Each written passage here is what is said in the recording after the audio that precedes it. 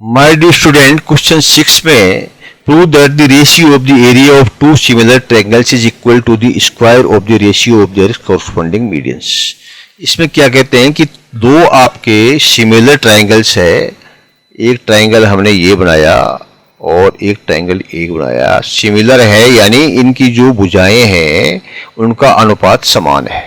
इसका इसका इसका इसका, ये इसके अंदर दिया गया है और इसके मीडियंस के स्क्वायर के बराबर है कॉरस्पॉन्डिंग। अब मीडियंस हम खींचते हैं, एक हमने मीडियन खींचा इसका, ये ए बी सी, ये हमने बना दिया डी ई और एफ, इसका मीडियन हमने बनाया यहां पर, इसको रख दिया यहां पर पी, इसका मीडियन यानी माध्यिका बनाई, इसको हमने रख दिया यहां पर ओ। अब देखिए हमको प्रूव क्या करना है कि area of two similar triangles is equal to the square of ratio of their corresponding medians, यानी ये जो एरिया है ए ट्रायंगल ए बी सी का प्रूव करना है कि ये इक्वल है कॉरस्पॉन्डिंग मीडियंस, यानी एक मीडियन कौन सा है एपी और दूसरा मीडियन कौन सा है एपी और डी क्यू, इसका square equal to the square of the ratio, ये जो इसका स्क्वायर है इसका स्क्वायर और इसका स्क्वायर, इसके बराबर इन दोनों का जो है इसका एरिया और एरिया ऑफ ट्रायंगल कौन सा है डी ई एफ, ये दोनों ट्रायंगल का जो रेशियो है एरिया का वो इसकी साइड ए, इसका जो माध्यिका है एपी और इसकी माध्यिका है डी की, उसके स्क्वायर के बराबर है, ये हमको तय करना है, सिद्ध करना है। देखिए कैसे करेंगे। ये जो एरिया ऑफ ट्रायंगल एबीसी है, ठीक है, एरिया ऑफ ट्रायंगल एबीसी और area of triangle DEF theorem है ना, ये ratio of areas of two similar triangles is equal to the square of the ratio of their corresponding sides, यानी इन दोनों का रेशियो है, इसके कॉरस्पॉन्डिंग साइड कौन सी है एबी और डीई, इनकी स्क्वायर के बराबर है, ठीक है। ये दिया है थ्योरम 6.6, दो समरूप त्रिभुज के क्षेत्रफलों का अनुपात उनकी संगत भुजाओं के वर्ग के बराबर है। संगत भुजाएं कौन सी है ए बी और डी, इनका वर्ग क्या हुआ, इनका स्क्वायर कर दिया, ये इसके बराबर है इनका दोनों का एरिया का अनुपात, ये हमारी थ्योरी दी हुई। अब हमको क्या करना है कि ए बी स्क्वायर जो है इसको लाना है सिद्ध करने के लिए एपी अपॉन डीओ के बराबर है, ये ए बी जो है A B upon D E का जो अनुपात है वो A P upon D Q का अनुपात है, ये लाना है हमको। तो इसको लाने के लिए हम क्या करेंगे कि क्योंकि ये एक भुजा का, ये दोनों का ए बी अपॉन डी का जो स्क्वायर है वो इसके समान है, इसलिए दोनों जो ट्राइंगल है ये क्या हो गए, ये हो गए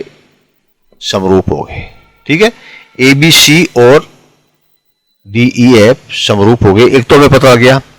और समरूप हो गए इसका मतलब क्या हुआ कि ए बी अपॉन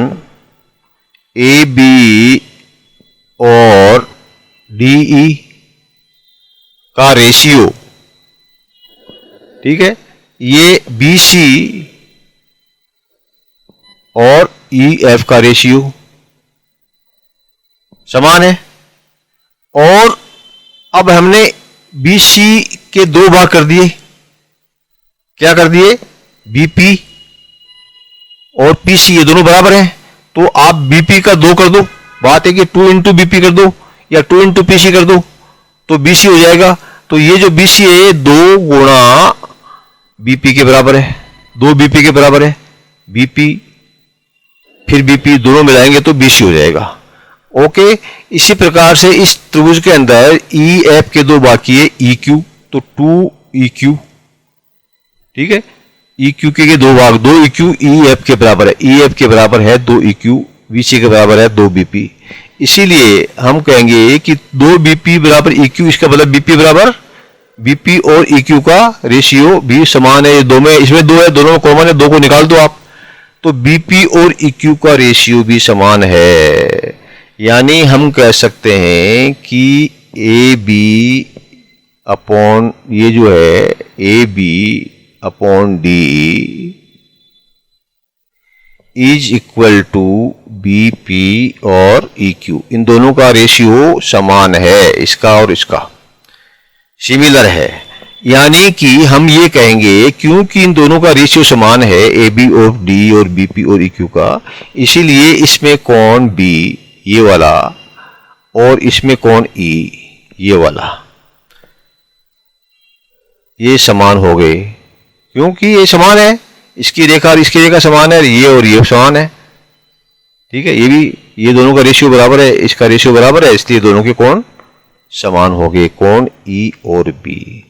और क्यों समान क्यों है? Corresponding angles of similar triangles, दो समरूप त्रिभुजों के जो संगत कोण हैं वो समान होते हैं, इसलिए बी और ई समान हो गए। और क्योंकि ये कोण समान हो गए हैं इसीलिए ये साइड समान है, ये साइड भी समान है, ये कोण भी समान है, ये कोण भी समान है, और ये साइड और ये साइड और ये साइड भी समान है। ओके, दो side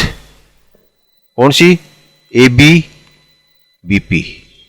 D E E Q, दो साइड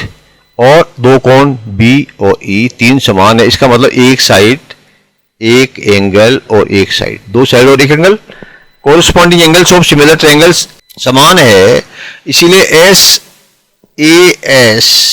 सिमिलरिटी नियम के अनुसार B P upon E Q, ठीक है, ये वाला ये किसके बराबर हुआ? A P upon D O के बराबर हुआ। बी पी ये अपॉन ई क्यू ये ए पी ये और डी ओ के समान अनुपात में हुआ। ओके, अब देखिए आप, एक इक्वेशन था हमारा ये, ओके, और दूसरा इक्वेशन जो है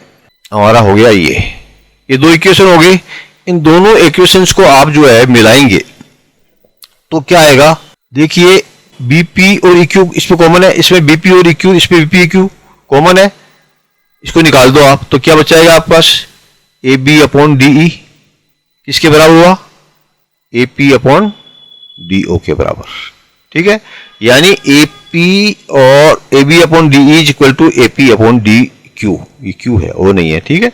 इसका मतलब इसका रेशियो इक्वल है, और इसका रेशियो स्क्वायर तो ए पी स्क्वायर और डी क्यू स्क्वायर का जो रेशियो है वही रेशियो आपका आ गया area of triangle A B C और upon area of triangle D E F. क्योंकि ये ए पी का स्क्वायर और डी क्यू का स्क्वायर का रेशियो समान है, और ये उसी रेशियो में होता है जो कि दो सिमिलर ट्राइंगल्स के एरिया के बराबर होता है, इसीलिए हमारा ये सिद्ध हो गया कि ए P square upon D Q square जो है वो इन दोनों त्रिभुजों का जो एरिया है उसके समान रूप है या उसके सिमिलर है, उसके इक्वल है, दोनों का रेशियो बराबर है। Clear? Thank you, my dear student. Please like and subscribe